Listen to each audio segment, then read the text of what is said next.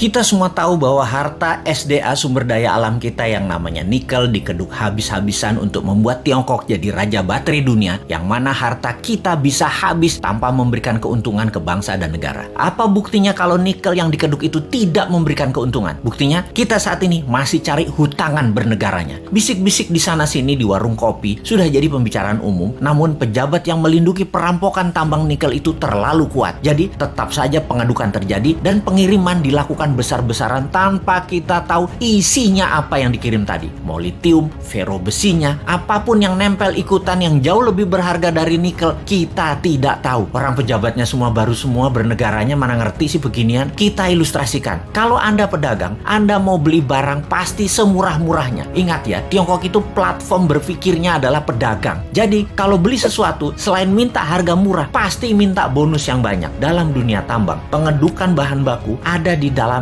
masih all in. Semuanya masih ada. Mulai dari barang berharga, katakanlah nikel, ada juga impuritiesnya atau barang yang tidak pure atau barang yang tidak murni atau barang yang tidak diperlukan seperti tanah dan lain sebagainya masih tercampur. Lalu dibersihkan, macam-macam cara pembersihannya. Ada di leaching, diproses. Tujuannya untuk membuang barang yang tidak dibutuhkan. Katakanlah 75% terbuang, tinggallah 25%. Kalau dibawa 100% ke Tiongkok, yang 75% tadi adalah taiknya tambang yang nggak diperlukan. Taiknya mah tinggal di Indonesia aja. Makanya sekali lagi, taiknya dibuang di Indonesia aja. Kalau tadi dari 1 ton produksi tambang nikel ada 2% kandungannya. Setelah diproses tinggal 25%, nikelnya tetap 2%, tapi bukan dari 1 ton, dari 250 kilo. Nah, dalam 250 kilo ini ada fero juga, ada litium juga, ada macam-macam yang dibayar yang paling murah. Yang dibayar apanya? Nikelnya doang. Feronikel, nikel laterit, dan banyak lagi unsur logam dan mineral yang sudah disarikan tidak dibayar oleh Tiongkok. Kita asli bernegara nih bodoh memang. Dan penjajah perampok itu dikasih karpet merah lagi, dilindungi, dan tidak ada yang sadar. Kalau ada yang sadar, maka segerombolan buzzer pecinta cuan anti NKRI mulai memecah belah bangsa dan mencari sisi positif yang kecil dibesar-besarkan dari sisi bosnya, tapi mencari sisi buruk, pengkritisi tanpa solusi, dan diputer-puter beritanya agar rakyat tahu pengkritisi itu dosa. Apa yang terjadi kalau hal ini didiamkan dalam jangka pendek? Bukan dalam jangka panjang ya, pendek ya. Negara kita akan miskin, pejabatnya makin kaya, rakyat nambah lapar. Kita hanya mengingatkan arahnya nantinya. Sebagai contoh sejarah kebodohan penguasa atas kelolaan sumber daya alam, kita mau kasih ilustrasi. Ada 3 negara yang akan kita pakai jadi contoh kali ini, yaitu Nauru, Venezuela, Zimbabwe. Fosfat oil business berliannya Zimbabwe. Nauru di tahun 1980-an, negara dengan 7.000 populasi adalah negara yang sangat kaya, bahkan negara terkaya di dunia. Nauru adalah salah satu negara di selatan Pasifik. Nauru menghasilkan fosfat, bahan baku untuk pupuk. Saking kayanya, semua warganya digratiskan untuk melakukan apapun, sampai keluar negeri dibayarin pemerintah, diongkosi. Dan ada joke di sana, dolar itu hanya toilet papers. Dan ini bukan kiasan, dipakai beneran untuk ngelap pantat beneran. Lalu hasil alamnya ternyata habis 20 tahun kemudian. Dan Nauru saat ini menjadi sangat miskin ya.